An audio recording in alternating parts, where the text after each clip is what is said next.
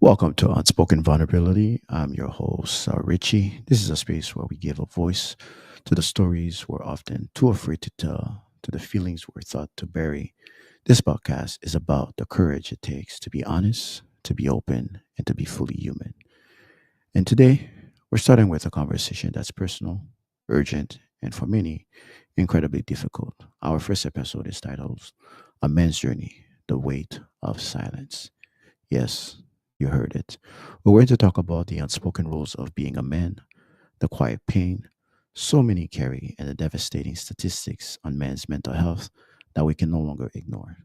As we know, it is November, it's Men's Mental Health Awareness, and we are part of a bigger society where we want to be able to open up and talk about these things in the coming days, years, and years to come.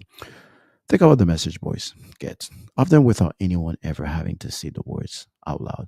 Men up, be a man. Big boys don't cry. Hey, go ahead and shake it off. You're a big man. We are taught from a very young age that our value is tied to our stoicism and to our ability to endure pain, both physical and emotional, without even flinching. We learn that being strong means being silent about what hurts us, and we are conditioned to be the rock, the protector, the provider, but never the one who needs protection or provision.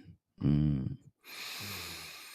Let that sink in for a moment. This is strong, silent type archetype isn't just a Hollywood trope. It's a script that's been handed down for generations and generations. And the central theme is of that script is this: your feelings are a liability. So we learn to come, we learn to compartmentalize these feelings, and we get good at locking with fear, sadness, loneliness, and anxiety. We channel everything into a narrower, more acceptable range of emotions, anger, or nothing at all. But what happens to all those other feelings? They just don't disappear. You know, we sit here, we wonder, we think, we keep thinking to ourselves that these are the moments, these are things that I'm going through. But hey, they fester, they metastasize. Unspoken grief turns into pervasive numbness. Unaddressed anxiety becomes irritability and outbursts. Untreated emotional pain often manifests as physical pain or as desperate attempt to self-medicate. You know, the data on this is stark. According to the Anxiety and Depression Association of America, men are almost twice as likely as women to develop substance use disorder. You wonder why that is? Well, that's because for many men, a bottle or drugs feel more accessible than a conversation. It's way too quiet the noise without having to be weak and ask for help. This is the consequences of the silence. It's a direct pipeline from I'm fine to a full blown health crisis. And this brings us to the most devastating and, frankly, the most urgent statistic of all. Well, in the United States alone, men die by suicide by 3.9 times more often than women. Yes, let me repeat that. Nearly four times as often. The American Foundation for Suicide Prevention reports that in 2022, white males accounted for nearly 70% of suicide deaths. Man, that's a lot. And it's not just an American problem. In the UK, they have something called the Charity Calm campaign against living miserably, states that suicide is the biggest killer of men under the age of 50. In Australia, according to Lifeline Australia, men account for about seven out of every nine suicides daily. Man, that is scary statistics. These are just numbers. These are sons, fathers, brothers, partners, and friends. This is a crisis, a silent epidemic happening right in front of us. So we ask the painful question: why are men so much more effective at taking their own lives. It often comes back to that same toxic script. Men often choose more lethal means because the intent is final. There's often less a cry for help and more a decisive act of ending unbearable pain. Pain they never felt permitted to talk about in the first place. The silence isn't just isolating, it can be fatal. Just think about that for a minute. So, if the old script is killing us, what's the new one? We have to fundamentally redefine what strength is. Strength is not the absence of feelings, it's the courage to feel it, to name it, and to share it. An unspoken vulnerability is not weakness, it is the greatest measure of courage. It takes immense strength to look at a friend and say, I'm not okay. It takes bravery to call a helpline and whisper, I need help.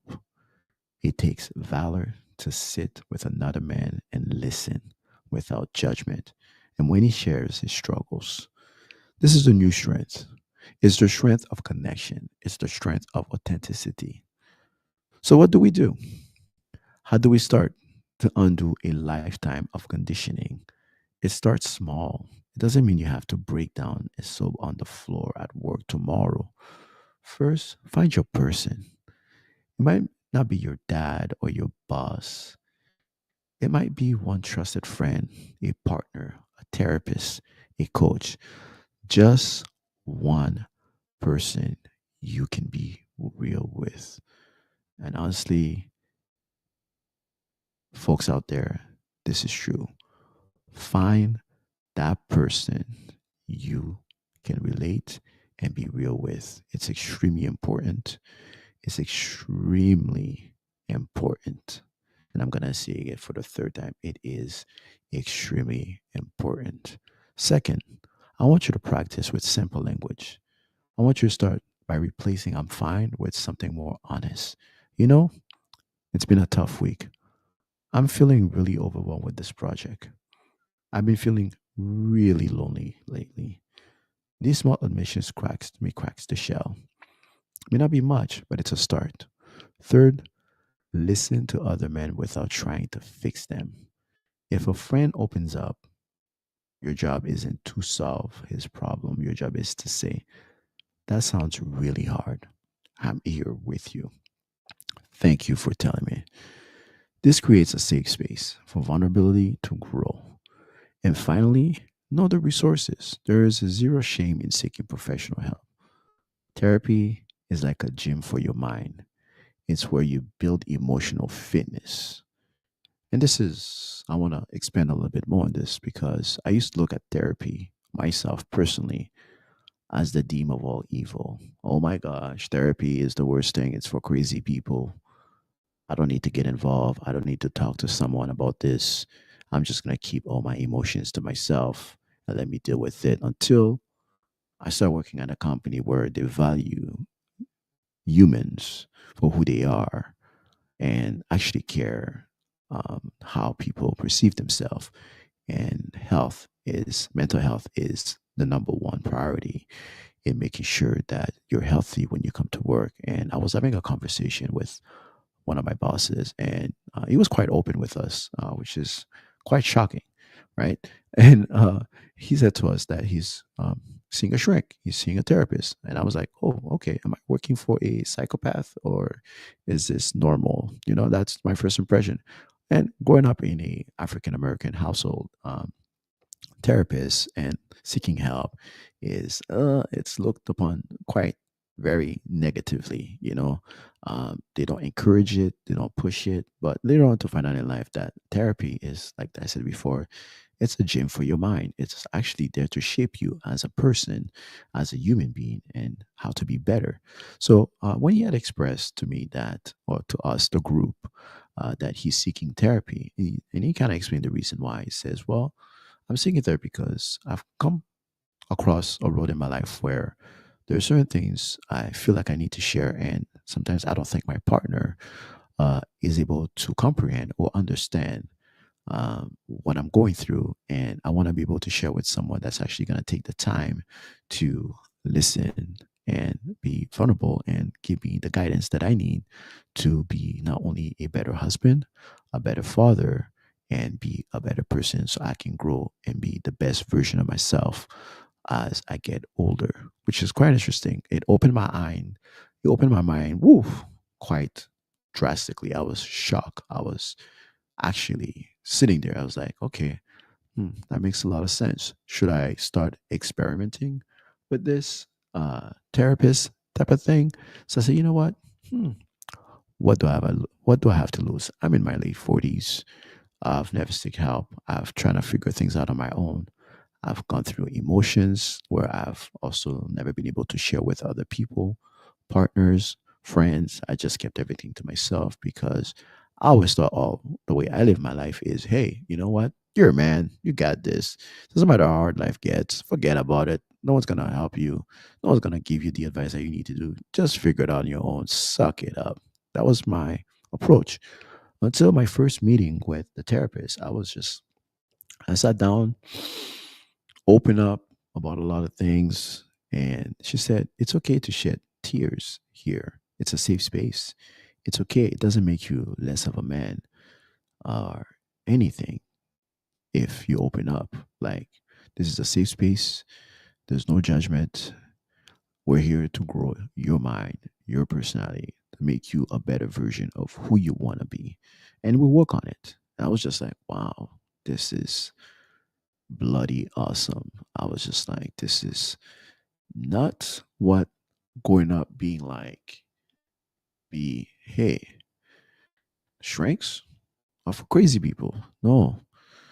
If you can start seeing a therapist at the earliest of time, it will shape your life. Unfortunately, I found this out in my late 40s, which is never too late anyway. Allows you to un- share some of the unburdened things you're going through to allow the other person to help you guide where it is that you need to be guided to. It's not something that it's not something that you should look down upon. It's something that you should be open minded to do. Because at the end of the day, you have nothing to lose. These are things that we go through as human beings. These are things that we are tend to uh, don't get a chance to talk about. And at the end of the day, it's extremely important to have somebody in your corner, whether it's a friend, a therapist. I know in Canada, which is where I'm located, we have a lot of helpline for men, and because it is November, quite coincidentally, I'm studying this podcast just right around November. It is extremely important for me because there are certain things we go through in life as men that we just don't get the support that we need from the ones we love. And sometimes you have to seek help elsewhere. Not because we have to, it's just because we are left with no choice.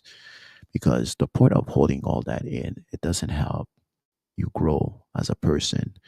This is just another way for you to allow your mind to grow, even through the hurts and the pains. It is extremely important to seek the help that you need. So, with that being said, if you do know someone that is struggling, please reach out. You can call or text uh, any helpline within your jurisdictions. I'm sure they have a whole lot of jurisdictions. Um, yeah, right? And I know in Canada, to reach the Suicide and Crisis Lifeline, right? In Canada, you can call text 9888. That's for both the US and Canada, right? So these things in the UK, you can text shout to 85258 or call calm at 0800 585 858. And I believe in Australia, the lifeline is 131114, which is 13 11 14. These lines are staffed by trained, compassionate people who want to listen. There's always another way out. So, with that being said, um, the journey of a man's doesn't have to be a lonely one. We were never meant to carry these weights entirely on our own. The strong silent type is a myth that has cost us too much.